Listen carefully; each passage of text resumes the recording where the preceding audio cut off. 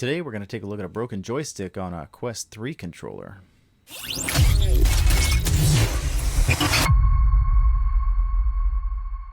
I'll be honest with you guys, I don't usually see joysticks that do this, so I'm very curious to know what's going on the inside. We're going to start by taking off the battery compartment. If you don't know how to take off your battery compartment, you just click this button here and it pops out like that, and then we'll take out the wrist strap. The design is very similar to the Quest 2 controller, and so the disassembly is very similar as well. What we'll do is we'll take off the faceplate using our pry tool. Should be pretty easy to pop the faceplate off. There's adhesive underneath.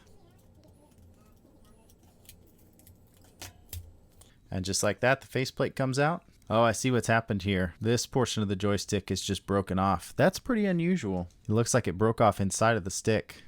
Huh, how funny. Whoever did this really got into their game for a second or two.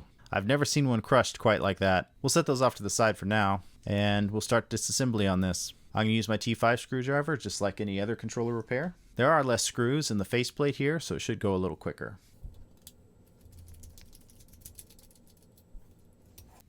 So we do have our extra long screw here, just so that you're aware. Removing that sticker gives us access to the 3 screws that hold the battery compartment in. We'll go ahead and take those out now. The screws are all the same, by the way, except for the one long one, so just don't worry about getting them mixed up. Alright, now we should be able to take our controller apart. I'm going to gently lift up on the face here. Alright, now that the faceplate is kind of popped out here, we can detach these cables.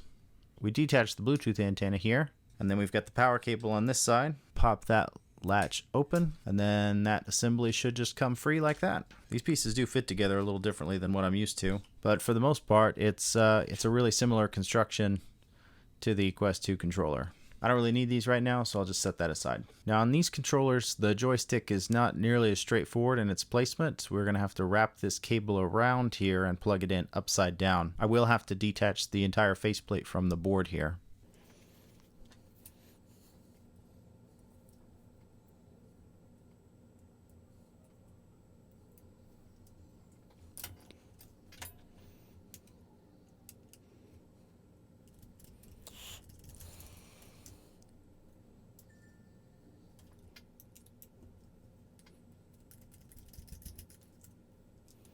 This trigger spring kind of holds everything in. I'm going to go ahead and remove the trigger so I don't damage anything.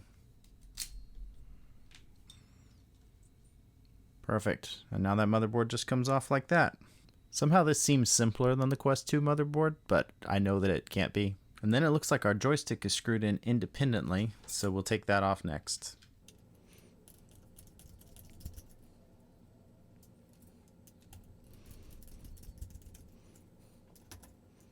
Alright, and now our joystick is out. We're going to have to transfer this capacitance spring, but now you can see much more clearly what's happened with that joystick. The top portion that's supposed to move was just entirely broken off. Now we have a new joystick, and we're going to go ahead and transfer that capacitance spring.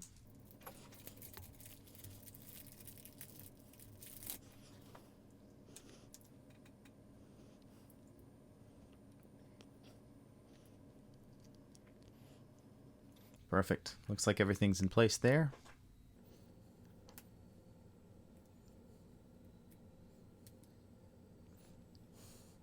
Now we'll go ahead and screw this back in.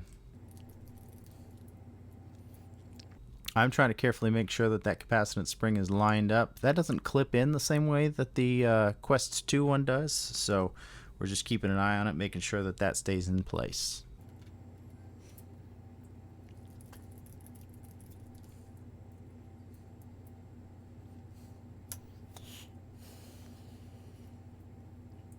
Alrighty, that seems good to me. And we'll go ahead and line our motherboard up with the buttons here.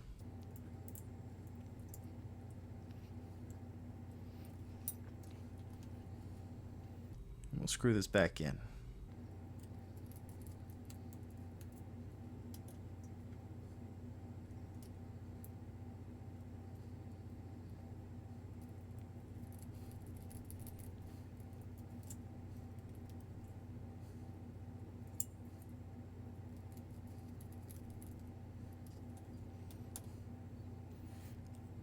Now we can put our ribbons back in place.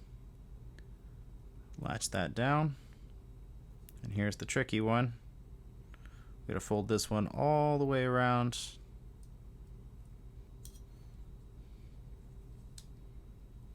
Make sure that's secure.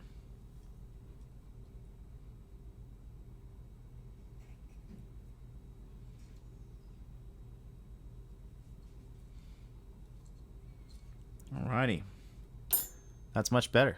Putting the trigger back in place, we need to make sure that the trigger spring is sitting on top of this brass connection here.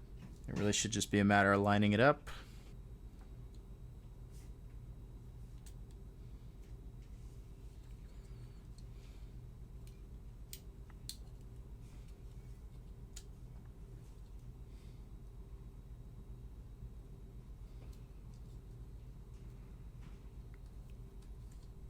Alrighty, and now that's ready to go back in the controller. What I'm going to do is I'm going to put this trigger back through the hole here and go ahead and plug the battery cable back in.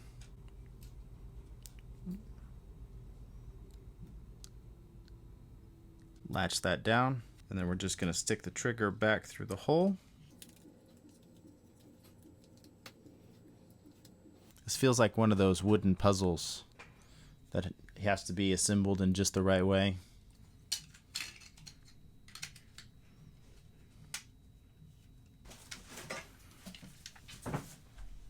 Alright, we got that clipped back into place, and then we're just going to clip our Bluetooth antenna back in here. Here we go. It's hard to see, but there's a little hook there that the grip insert has to hook on right here in order to be placed properly. And then we do have to pull the battery compartment out just a little bit, because this piece right here has to sit in this groove. There we go. And then everything should clip into place. All right, and now we can test it.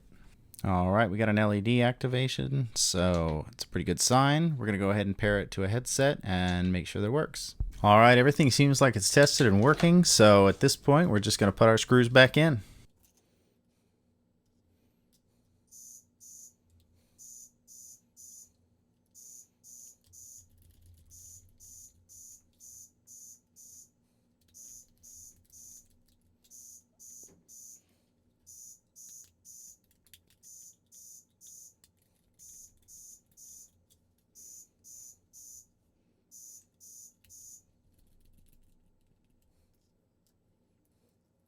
We only have one long screw, and that's going to go in this hole between the menu button and the X button. And you can tell pretty much right away, like it goes down easy.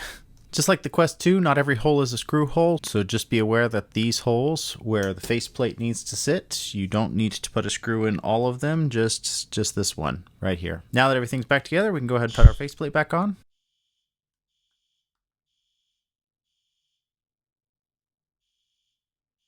And just like that, this controller is ready to go with a brand new joystick. If you guys have any other questions about controller repair, or specifically for the Quest 2 or the Quest 3, feel free to reach out to us. You can always reach out to us on our website, or you can just shoot us a message. Please don't forget to hit that like and subscribe button. It really helps us out, and hopefully it helps out somebody who needs a repair of their own. Appreciate y'all watching this video, and we will see you guys on the next one.